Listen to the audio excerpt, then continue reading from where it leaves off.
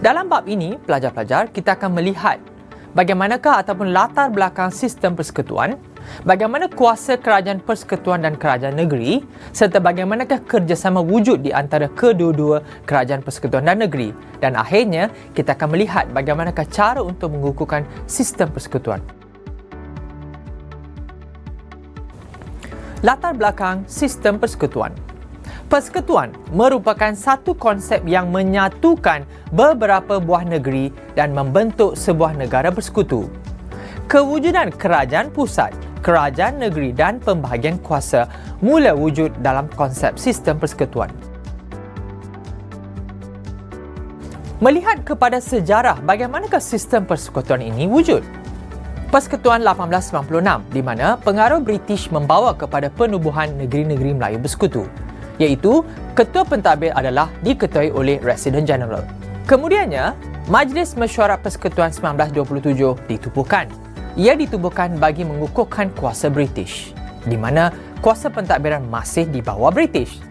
Pada tahun 1946, Malayan Union telah ditubuhkan, di mana kesinambungan pentadbiran British di mana negeri-negeri selat digabungkan berkonsepkan kesatuan akhirnya gagal disebabkan penentangan, di mana pada waktu itu Malayan Union ditadbir oleh Governor.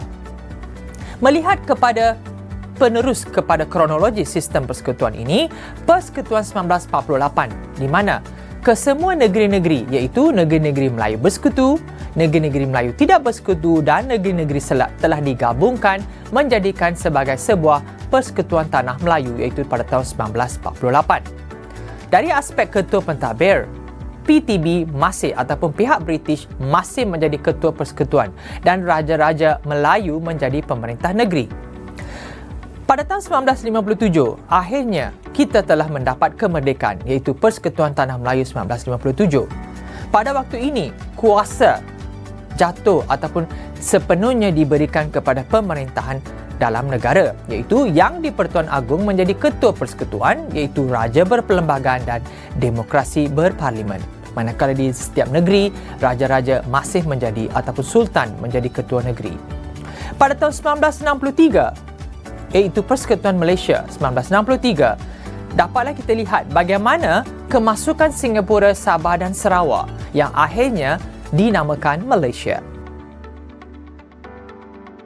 Cerita kronologi ini dapatlah kita lihat bagaimana tiga konsep ataupun negeri-negeri yang cikgu maksudkan itu tadi sebagai satu